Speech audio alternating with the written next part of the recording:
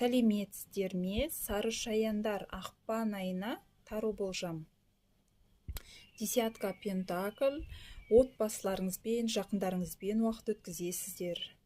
Отбасылы саршаяндар үшін отбасыларына береке, бірлік, татуластық, жаңағы бір сыйласымдылыққа толы ай.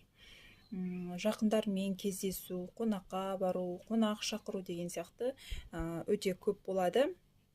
Және де қаржы жағынан жақсы мүмкіндіктер бар. Отбасы арасында бір қаржыға байланысты мәселелерді шешесіздер, немесе әкеңізден, бауырларыңыздан, екінші жартыңыздан, егер әйел адам болсаңыз, ер азаматыңыздан қаржылай поддержка болады ақпан айында.